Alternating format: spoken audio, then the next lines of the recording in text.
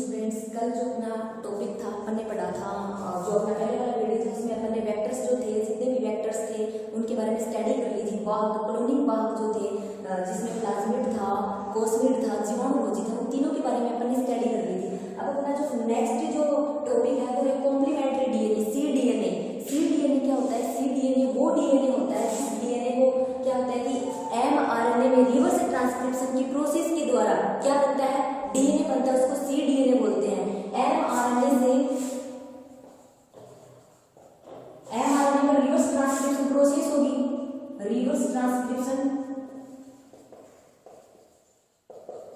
Transcription process होगी, जिसके द्वारा क्या बनेगा? रिवर्स ट्रांसक्रिप्शन की प्रोसेस के द्वारा जो डीएनए बनेगा उस डीएनए को अपन क्या बोलेंगे? एमआरएनए में रिवर्स ट्रांसक्रिप्शन प्रोसेस द्वारा जो डीएनए बनेगा उसको अपन बोलेंगे c DNA, complementary DNA, copy DNA. अब जो रिवर्स ट्रांसक्रिप्शन जो प्रोसेस होती है इसमें रिवर्स ट्रांसक्रिप्शन एंजाइम का यूज किया जाता है। रिवर्स ट्रांसक्रिप्शन एंजाइम के बारे में मैंने आपको याद हो तो अपन ने रिकॉम्बिनेंट डीएनए टेक्नोलॉजी पढ़ी थी, उस टाइम मैंने बोला भी था रिवर्स ट्रांसक्रिप्शन एंजाइम, जिस टाइम अपन पॉलीमरेज एंजाइम के बारे में स्टडी कर रहे थे उस टाइम मैंने बताया था डीएनए डिपेंडेंट पॉलीमरेज थे और जो आरएनए डिपेंडेंट पॉलीमरेज थे उनके बारे में जब डिस्कस कर रहे थे उस टाइम मैंने बताया था आरएनए डिपेंडेंट पॉलीमरेज क्या होता है, जिसको अपन रिवर्स ट्रांसक्रिप्टेज एंजाइम भी बोलते हैं। ठीक है, उसी रिवर्स ट्रांसक्रिप्टेज एंजाइम के द्वारा क्या होता है? सी डीएनए का फॉर्मेशन होता है। किससे होता है? एमआरएनए से। अगर इसके पूरी की पूरी प्रोसेस समझें, अगर कॉम्प्लीमेंट्री डीएनए कहते किसे हैं तो बस इतना ही होता है जिसमें कॉम्प्लीमेंट्री डीएनए सी डीएनए पर उस डीएनए को कहते हैं जिसमें एमआरएनए के द्वारा रिवर्स ट्रांसक्रिप्शन की प्रोसेस के थ्रू जो डीएनए बनता है वो डीएनए सी डीएनए कहलाता है। कॉम्प्लीमेंट्री डीएनए, प्रति डीएनए, कॉपी डीएनए। ठीक है, अब सी डीएनए लाइब्रेरी जो है, सी डीएनए लाइब्रेरी अपना नेक्स्ट इसके अंदर प्रोसेस है उसके बारे में अपन स्टडी करेंगे कि सी डीएनए लाइब्रेरी का निर्माण कैसे होता है। ठीक है, सी डीएनए लाइब्रेरी। अगर इस पूरी प्रोसेस को अपन समझे तो इसमें क्या होता है? सबसे पहले क्या सेल से क्या बाहर निकाल लेते हैं अपन? सेल से सबसे पहले बाहर निकाल लेते हैं अपना एमआरएनए। ठीक है, अपन ने एमआरएनए बाहर निकाल लिया। ओके, ये अपना एमआरएनए है।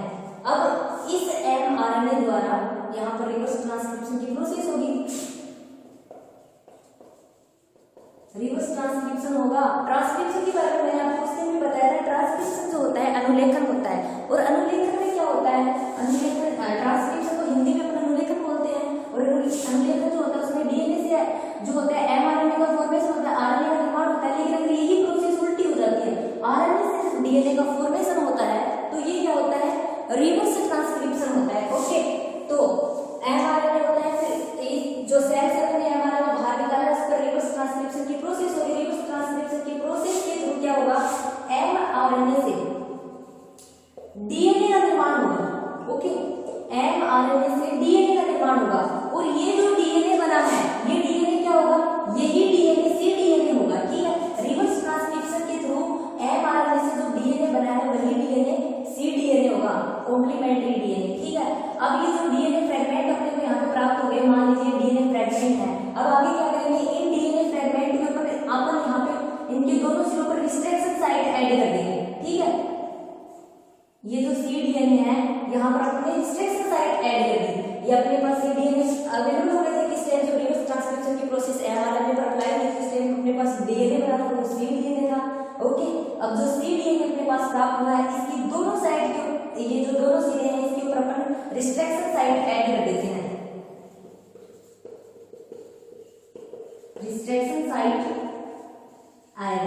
ठीक है, डीएनए के सी डीएनए के दोनों सिरों पर अपने रिस्ट्रिक्शन साइट ऐड कर दी। अब आगे क्या होगा?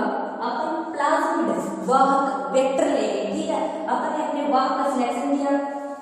ठीक है, अपना वाहक लिया। ठीक है, ये अपना प्लाज्मिड है, कुछ भी हो सकता है, प्लाज्मिड मान लीजिए या फिर कोस्मिड मान लीजिए, कुछ भी हो सकता है। इसको अपन काटेंगे, और जैसा कि हम जानते हैं अपने जेनेटिक मटेरियल को, चाहे वो प्लाज्मिड हो चाहे वो अपना डीएनए हो, अपन अपने जेनेटिक मटेरियल को किससे कट करते हैं? रिस्ट्रिक्शन एंजाइम से कट करते हैं। तो इस प्लाज्मिड को अपन अपने रिस्ट्रिक्शन एंजाइम से कट कर लेंगे। अब ये जो है, ये अपना जो डीएनए है वाहक वाला, इसको रिस्ट्रिक्शन साइट से हमने कट किया तो यहाँ पे स्पेस आ रहा है। ठीक है, इसका इतना पार्ट जो है हमने कट कर दिया। ठीक है, किससे कट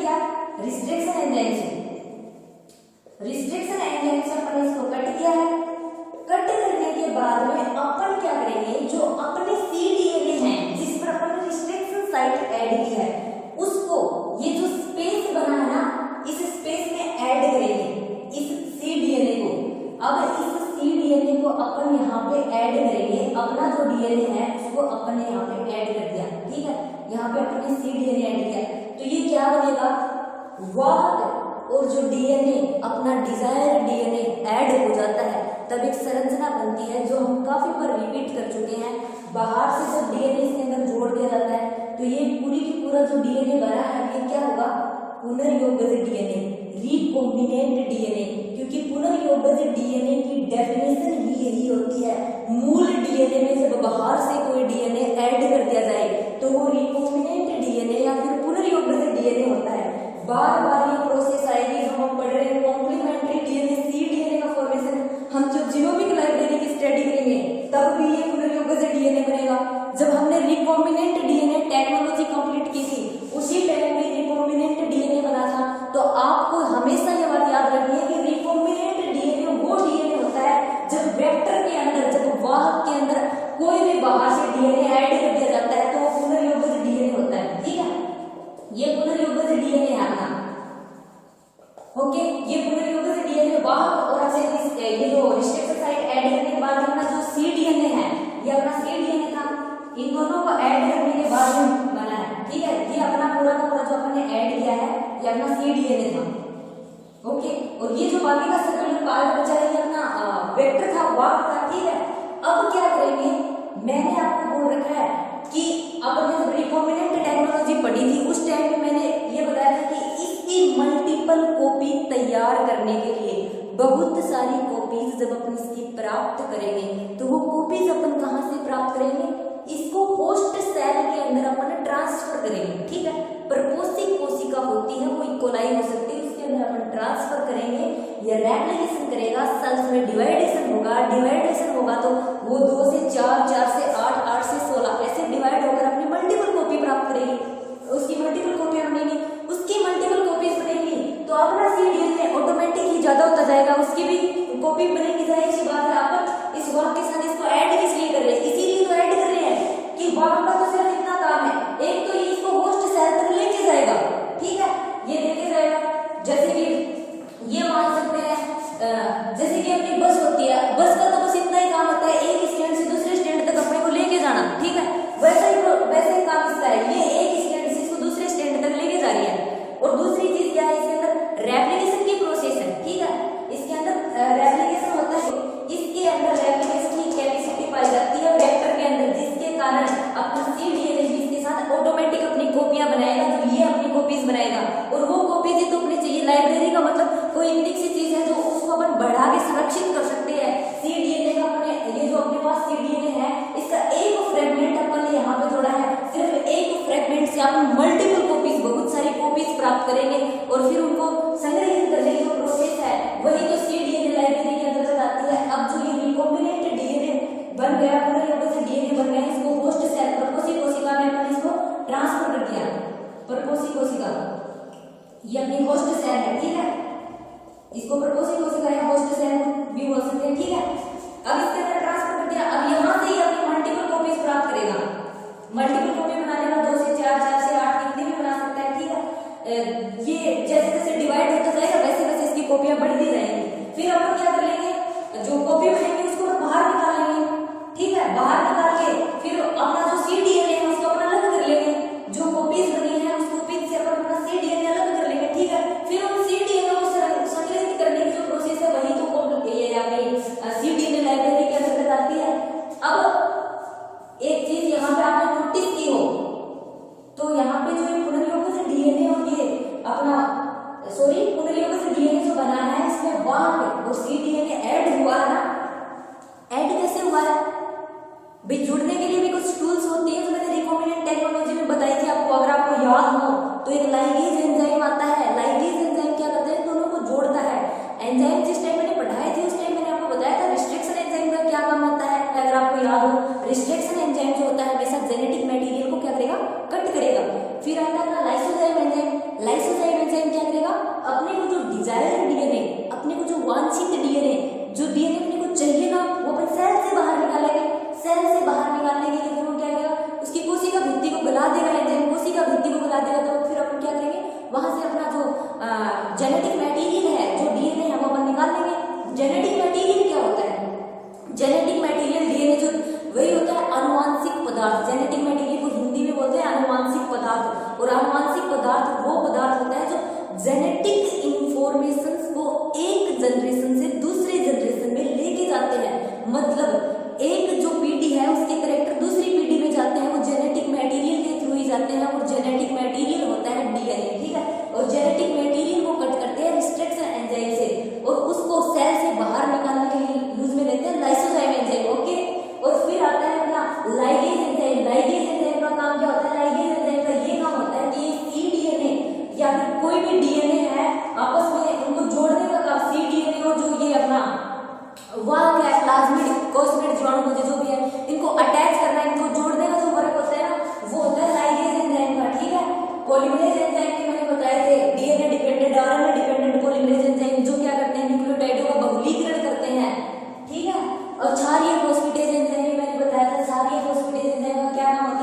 प्लाज्मिड जो होता है ये सर्कुलर होता है ना। अगर ये सर्कुलर होने की इसकी कैपेसिटी होती है, जैसे ही अपन इसको क्या करते हैं स्पेस बनाते हैं, इसमें अपना वांछित डीएनए ऐड करने के लिए इसको कट करते हैं रिस्ट्रिक्शन एंजाइम से, तभी क्या होता है जैसे इसको कट करते हैं तो इसकी सर्कुलर होने की कैपेसिटी पाई जाती है। अपन ने कट किया ये फिर से सर्कुलर हो जाएगा, अपन ने कट किया ये फिर से सर्कुलर हो जाएगा, बार बार सर्कुलर होगा तो फिर अपन अपना डीएनए इसमें ऐड कर ही नहीं सकते। तो क्षारीय फॉस्फेटेज एंजाइम का यही वर्क होता है कि इसकी सर्कुलर होने की जो स्पीड है ना उसको कम कर देता है, इसको रेखीय बना देता है, इसको जब रेखीय बना देता है तब अपना डीएनए अपन इसके अंदर ऐड कर देते हैं, वो क्षारीय फॉस्फेटेज वर्क होता है।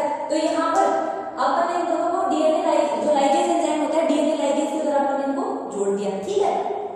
अब एक चीज ये है लाइक मैंने आपको ये बताया था कि जिस रिस्ट्रिक्शन एंजाइम से अपन अपना डीएनए कट करते हैं, जिससे अपना वांछित डीएनए जिस रिस्ट्रिक्शन एंजाइम से अपन ने कट किया था, नोटिस करने वाली बात है उसी रिस्ट्रिक्शन एंजाइम से अपन अपना वेक्टर अपना वाहक कट करेंगे, क्योंकि वही रिस्ट्रिक्शन एंजाइम दोनों को एक साथ एक ही स्पेसिफिक साइट पर रिकॉग्नाइज करेगा, ठीक है। अब फिर से मैं पूरी प्रोसेस आपको बता रही हूँ। सी डीएनए क्या होता है, सी डीएनए वो डीएनए होता है एमआरएनए पर रिवर्स ट्रांसक्रिप्शन की प्रोसेस होती है जिसके द्वारा एक डीएनए बनता है। उस डीएनए को अपन क्या बोलते हैं, सी डीएनए, कॉम्प्लीमेंट्री डीएनए, प्रति डीएनए, कॉपी डीएनए, ओके। अब ये प्रोसेस कैसे कंप्लीट होती है, ये सेल होती है, सेल से अपन क्या कर लेते हैं एमआरएनए बाहर निकाल लेते हैं। फिर क्या होता है इस पर रिवर्स ट्रांसक्रिप्शन की प्रोसेस होती है जिसमें रिवर्स ट्रांसक्रिप्शन एंजाइम भाग लेता है, जिसके कारण क्या होता है एमआरएनए से डीएनए का फॉर्मेशन हो जाता है।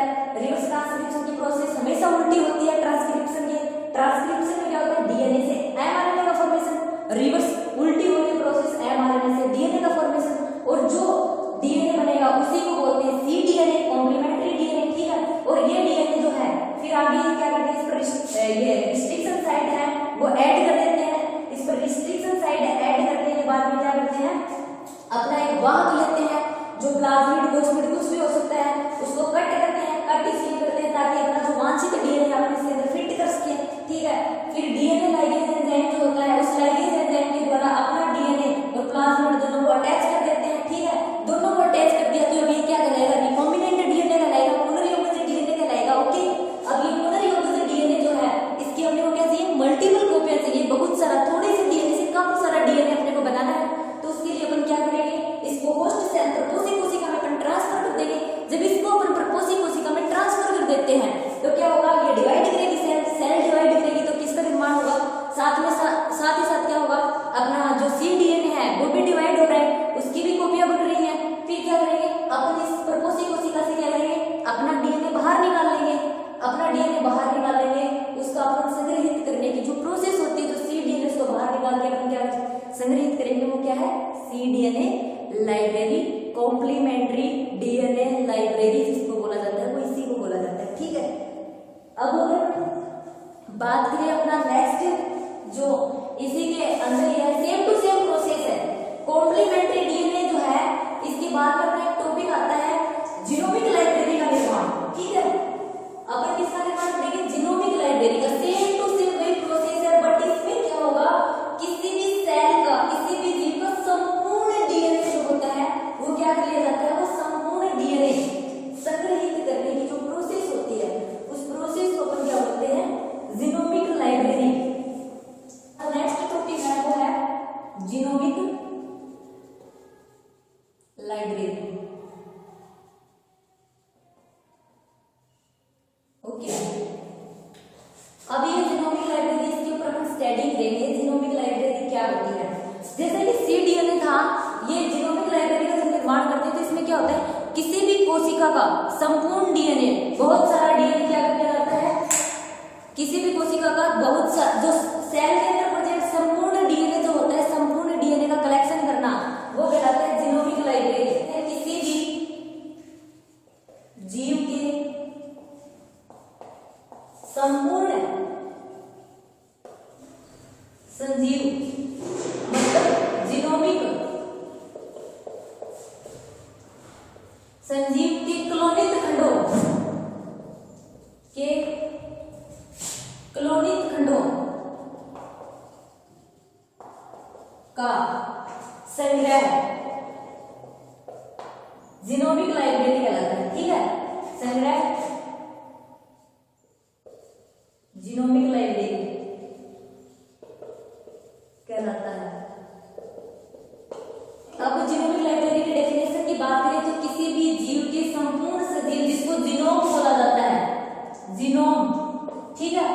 जीनोम के क्लोनिक खंडों का संग्रह जीनोमिक लाइब्रेरी कहलाता है। ठीक है, इस जीनोमिक लाइब्रेरी, ये जीनोमिक लाइब्रेरी किन किन प्रोसेस में कंप्लीट होती है, वो प्रोसेस, वो तरीके देखेंगे अपन, कैसे जीनोमिक लाइब्रेरी का निर्माण होगा वो देखते हैं। दाता कोशिका होगी, दाता कोशिका कौन सी, जिस कोशिका का अपन जो जेनेटिक मटेरियल उसका संग्रह कर रहे हैं वही होती है दाता कोशिका से उसका संपूर्ण जीनोम बाहर निकालना। ठीक है, क्या करेंगे, दाता कोशिका से जब उसका संपूर्ण जीनोम पर बाहर निकाल लेंगे तो रिस्ट्रिक्शन एंजाइम को, रिस्ट्रिक्शन एंजाइम से कट करेंगे, जिससे क्या मिलेंगे, डीएनए के खंड मिलेंगे। ठीक है, अलग अलग साइज के अकॉर्डिंग डीएनए के खंड कट हो जाएंगे, जिससे डीएनए खंड प्राप्त होंगे अपने को अलग अलग साइज के। ओके, ये डीएनए के खंड अपने को प्राप्त हो गए। अब उधर से अपन क्या करेंगे, एक अपन लेंगे अपना प्लाज्मिड, जिस टाइम में कॉम्प्लीमेंट्री डीएनए आपको पढ़ा रही थी उस टाइम मैंने बोला था ये कि पूरी प्रोसेस रिपीट होगी, जिसमें अपन जीनोमिक लाइब्रेरी की स्टडी करेंगे उस टाइम। तो यहां से अपन ले लिया प्लाज्मिड। ओके, अब जैसे हम जानते हैं रिकॉम्बिनेंट डीएनए बनाने के लिए अपन क्या करेंगे, रिकॉम्बिनेंट डीएनए बनाने के लिए अपन इसको कट करेंगे, और कट करने के लिए क्या करेंगे, इसको भी रिस्ट्रिक्शन एंजाइम से कट कर देंगे, इसको भी रिस्ट्रिक्शन एंजाइम से। ये प्लाज्मिड था, अपन ये प्लाज्मिड ले लिया, फिर इस प्लाज्मिड को रिस्ट्रिक्शन एंजाइम जो था उस रिस्ट्रिक्शन एंजाइम से अपन इसको कट कर दिया। अब यहाँ पे स्पेस बन गया। अब डीएनए के खंड जो हैं वो इस वेक्टर से, क्लोनिक वाल्व से, इस प्लाज्मिड से जब जुड़ेंगे तो क्या बनेगा, रिकॉम्बिनेंट डीएनए बनेगा। ठीक है, पुनर्योगज डीएनए, ये पुनर्योगज डीएनए का फॉर्मेशन हो गया, और यहाँ पर एंजाइम यूज होगा लाइगेज। ठीक है, किसी भी डीएनए के खंड को वेक्टर के साथ जब अपन जोड़ते हैं तो डीएनए लाइगेज एंजाइम यूज में लिया जाता है। अभी जस्ट जब अपन ने पहले वाले वीडियो में ये कॉम्प्लीमेंट्री डीएनए पढ़ा था उसमें मैंने आपको बताया था। ठीक है, लाइगेज एंजाइम के द्वारा अपन क्या करते हैं, वेक्टर को और डीएनए खंड को जोड़ देते हैं। जब ये दोनों जुड़ गए आपस में तो इसको पुनर्योगज डीएनए बोल देंगे। दो जो डीएनए है उनको आपस में जोड़ा गया है, अलग अलग जो डीएनए हम आपस में जोड़ते हैं तो पुनर्योगज डीएनए का निर्माण होता है, अपन जानते हैं। ठीक है, वही की वही प्रोसेस अब इस पुनर्योगज डीएनए से क्या करना है, अपने को अपना जो ये डीएनए खंड है इसकी क्या करनी है, अपने को कॉपी चाहिए, मल्टीपल कॉपी अपने को चाहिए। उसकी कॉपी प्राप्त करने के लिए अपन क्या करेंगे, फिर से इसको प्रपोसी कोशिका में ट्रांसफर कर देंगे। पोस्टफिसाइज होती है, अपने को कॉपीज तो वहीं पे मिलती है, वहीं पर ये डिवाइड होगा। अपन इसको प्रपोसी कोशिका में स्थानांतरित कर दिया, ये प्रपोसी सेल हो गया। ठीक है, होस्ट सेल भी बोल सकते हैं इसको रूपांतरण या स्थानांतरण की प्रोसेस के द्वारा इसमें ट्रांसफर कर देते हैं। इसमें ट्रांसफर कर दिया तो आगे क्या होगा, इसकी जो है मल्टीपल कॉपी जो है वो अपने को प्राप्त होगी, सेल डिवाइड होगी। जैसे जैसे सेल डिवाइड होगी वैसे वैसे अपना रिकॉम्बिनेंट जो डीएनए है वो भी डिवाइड होगा। 2 से 4, 4 से 8 ऐसे मल्टीपल कॉपीज अपने को प्राप्त होती जाएंगी। बहुत ज्यादा मात्रा में क्या बनेगा, अपना डीएनए अपने को प्राप्त होगा, उसका बहुलीकरण हो रहा है। ये प्रोसेस क्या है, प्रपोसी कोशिका जो है, इसमें प्रपोसी कोशिका में इसको ट्रांसफर किस लिए किया गया, इसका बहुलीकरण करने के लिए, इसकी मल्टीपल कॉपियां प्राप्त करने के लिए। ठीक है, मल्टीपल कॉपियां जब प्राप्त हो जाती हैं तो इसको बाहर निकाल लेते हैं। अपना जो डीएनए होता है उसको, और अपना डीएनए बाहर निकाल लेने के बाद में वो डीएनए जो होता है उसका क्या कर लेते हैं, संग्रह कर लेते हैं। और जब उस डीएनए का संग्रह कर लेते हैं वो संग्रह ही क्या कहलाता है, जीनोमिक लाइब्रेरी कहलाता है। ठीक है, किसी भी जीव का अपन ने संपूर्ण जीनोम बाहर निकाला। ठीक है, उस संपूर्ण जीनोम को दाता कोशिका, वो कोशिका जिससे अपने अपना जेनेटिक मटेरियल चाहिए उससे अपन ने बाहर निकाल लिया क्या, जेनेटिक मटेरियल डीएनए को अपन ने कट किया किससे, रिस्ट्रिक्शन एंजाइम से। हम जानते हैं जेनेटिक मटेरियल को रिस्ट्रिक्शन एंजाइम से कट करते हैं। जब इसको रिस्ट्रिक्शन एंजाइम से कट करते हैं तो क्या होता है, डीएनए के खंड प्राप्त होते हैं। डीएनए के खंड प्राप्त होने के बाद में क्या करते हैं, अपने अपना प्लाज्मिड सिलेक्ट करते हैं, अपना वाहक, ताकि ये इसको प्रपोसी कोशिका तक लेके जा सके और इसकी मल्टीपल कॉपियां प्राप्त हो सके, क्योंकि इसमें डिवाइडेशन होता है प्लाज्मिड में। अब क्या होता है कि रिस्ट्रिक्शन एंजाइम के द्वारा उस प्लाज्मिड को भी अपन कट कर लेते हैं, उसी रिस्ट्रिक्शन एंजाइम से, जिस रिस्ट्रिक्शन एंजाइम से अपन ने अपने इस डीएनए खंड को कट किया था। ठीक है, में क्या करेंगे, डीएनए लाइगेज के द्वारा दोनों को जोड़ देंगे। ठीक है, ये बाहर से जो अपन ने डीएनए ऐड किया था, अपना इंटरेस्ट ऑफ जो डीएनए है, अपना इंटरेस्ट ऑफ जीन बोल सकते हैं, वो ये है डिजायर डीएनए, अपना वांछित डीएनए, अपना विजातीय डीएनए, कुछ भी बोल सकते हैं, वो सारे के सारे यही है। ठीक है, इसको लाइगेज की प्रोसेस के द्वारा अपन जोड़ देते हैं। जोड़ने के बाद में रूपांतरण या स्थानांतरण द्वारा परपोषी कोशिका में इसको ट्रांसफर किया जाता है। परपोषी कोशिका में ट्रांसफर करने का अपना एम क्या है, अपना उद्देश्य क्या है, इसका बहुलीकरण करना, पुनर्योगज डीएनए का बहुलीकरण मतलब इसकी मल्टीपल कॉपियां प्राप्त करना। मल्टीपल कॉपियां मतलब जो अपना डीएनए का खंड है उसी एक ही खंड से बहुत सारे खंड अपने को प्राप्त करना। जब इसकी मल्टीपल कॉपी अपने को परपोषी सेल में प्राप्त हो जाती है, क्योंकि परपोषी सेल डिवाइड होती है, सेल डिवाइड होती है, तो उसके साथ साथ क्या होता है, अपना डीएनए भी जो होता है वो 1 से 2, 2 से 4, 4 से 6 से मल्टीपल होता जाता है। फिर बाहर उस परपोषी कोशिका से अपना जेनेटिक मटेरियल, अपना डीएनए क्या करते हैं, अपन बाहर निकाल लेते हैं। बाहर निकाल के उसका संग्रह कर लेते हैं और यही होता है जीनोमिक लाइब्रेरी। ठीक है, ये पूरी की पूरी प्रोसेस आती है जीनोमिक लाइब्रेरी। बिल्कुल सेम टू सेम सी प्रोसेस है। उसमें क्या हो जाता है, एमआरएनए ले लेते हैं, रिवर्स ट्रांसक्रिप्शन की प्रोसेस हो जाती है और रिवर्स ट्रांसक्रिप्शन की प्रोसेस के थ्रू एमआरएनए से क्या बनता है, डीएनए, जिसको सीडीएनए बोल दिया जाता है।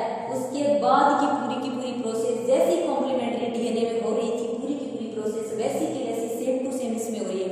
और वैसी की वैसी प्रोसेस आपने अगर पढ़ा है उस चीज को, रिकॉम्बिनेंट डीएनए टेक्नोलॉजी में हो रहा था, कुछ भी अलग उसमें नहीं हो रहा था, कुछ अलग नहीं हो रहा था। अपन बाहर से डीएनए ले रहे थे, बाहर से अपन ने वाहक लिया, दोनों को रिस्ट्रक्शन एंजाइम से कट किया, दोनों को जोड़ दिया, जोड़ने के बाद में पुनर्योगज डीएनए बन गया। पुनर्योगज डीएनए की मल्टीपल कॉपियां प्राप्त करने के लिए अपने परपोषी कोशिका में उसको स्थानांतरित कर दिया। उसको स्थानांतरित करने के बाद में अपने को मल्टीपल कॉपियां प्राप्त हुई थी। यही सब कुछ अपन तीनों प्रोसेस में पढ़ के आ रहे हैं, सेम टू सेम वही है, कुछ ज्यादा हार्ड है। अब एक छोटा सा टॉपिक है आपने दे रखा है आणविक प्रोब्स, मॉलिक्यूलर प्रोब। क्या होते हैं प्रोब, उसके बारे में सिर्फ आपकी डेफिनेशन दे रखी है और उसके कुछ यूजेस दे रखे हैं। दो तीन मॉलिक्यूलर प्रोब क्या होते हैं, आणविक प्रोब की अगर हम बात करें, इसकी डेफिनेशन दे रखी है आणविक प्रोब, मॉलिक्यूलर प्रोब। ये क्या होते हैं, ये होते हैं जो डीएनए टेम्पलेट, डीएनए और आरएनए खंड होते हैं। ठीक है, डीएनए और आरएनए के खंड होते हैं। क्या काम होता है इनका, अपने कॉम्प्लीमेंट्री डीएनए, अपने पूरक डीएनए या आरएनए को डेडिकेट कर देते हैं, पहचान लेते हैं भी अपना ही डीएनए है, अपना आरएनए। ये भी एक प्रकार के डीएनए आरएनए खंड होते हैं जो अपने कॉम्प्लीमेंट्री डीएनए को पहचानते हैं, अपने पूरक डीएनए को पहचानते हैं। ठीक है, इसका यूजेस किसमें होता है, इसका यूजेस होता है ये जो होते हैं क्रिमिनल, जो अपराध साइंस है अपनी, क्रिमिनल साइंस के बारे में, वहां पे होता है कोई अगर किसी भी प्रकार का क्राइम होता है तो जो क्रिमिनल होते हैं उनके ये सेल वगैरह से अपन डीएनए प्राप्त करके फिर क्या कर सकते हैं, भी पता कर सकते हैं कि अपराध इसने किया है या फिर इसने नहीं किया। ठीक है, क्योंकि वहां से अपन क्या कर लेते हैं, उसका कॉम्प्लीमेंट्री डीएनए ले लेते हैं, उसका कॉम्प्लीमेंट्री डीएनए लेंगे। डीएनए फिंगरप्रिंटिंग के बारे में आपने जरूर सुना होगा। उसमें ये होता है कि सेल जो मिल जाती है किसी भी क्रिमिनल की, चाहे अपन हेयर से लें या फिर कोई और सेल हो वहां से लें, तब क्या होता है उसका कॉम्प्लीमेंट्री डीएनए होता है और अपने को सब होता है इस इंसान ने ये क्राइम किया है, तो अपन उसको लेके फिर उसकी सेल लेंगे। उसकी सेल लेने के बाद में जो हेयर अपने पास है वहां से उसका जो डीएनए है उसका डीएनए सीक्वेंस देखेंगे, फिर उसके डीएनए सीक्वेंस को आपस में देखेंगे कि आपस में मैच हो रहे या फिर नहीं हो रहे। फिर बाद में पता कर सकते हैं इसने क्राइम किया है या फिर नहीं किया। ठीक है, अगर सेकंड अपन देखें तो क्या होता है, भोज्य पदार्थ जो होते हैं उनके अंदर प्रदूषकों की मात्रा ज्ञात करने में इसका यूज हो जाता है। पैतृक संबंध जो होते हैं, माता पिता से अपने जो संबंध होते हैं उसके बारे में भी पता चल जाता है, ये इसकी संतान है, ये इसकी संतान है। और जेनेटिक इंजीनियरिंग है, उसमें जीनोमिक लाइब्रेरी डीएनए खंडों का संग्रह करने के लिए भी अपन इसमें यूज करते हैं। और एक एग्रीकल्चर में भी क्या होता है, अच्छी किस्म के बीजों, अच्छी किस्म की फसलों के बारे में पता करने में भी क्या करते हैं, आणविक प्रोब्स का यूज करते हैं। ठीक है, यहाँ तक अपन ने पढ़ा है जीनोमिक लाइब्रेरी क्या होती है, फिर अपन ने पढ़ा था ये कॉम्प्लीमेंट्री डीएनए क्या है और आणविक प्रोब्स। ये अपन ने टॉपिक जो अपना है इस वीडियो में क्लियर किए हैं। नेक्स्ट अपन पढ़ेंगे इलेक्ट्रोफोरेसिस के बारे में, अपन डिस्कस करेंगे इलेक्ट्रोफोरेसिस क्या होता है। जेनेटिक इंजीनियरिंग की बात करें अपन ने, जो ये बायोटेक्नोलॉजी, सब कुछ बायोटेक्नोलॉजी की प्रोसेस के अंतर्गत ही आ रहा है, मैं आपको बता देती हूँ। सबसे पहले अपन ने पढ़ा था रिकॉम्बिनेंट टेक्निक, बहुत ही इंपॉर्टेंट टेक्निक है, उसको याद कर लेना, पूरी की पूरी उसकी टूल्स आप लोग याद कर लेना, पूरी की पूरी प्रोसेस याद कर लेना, कैसे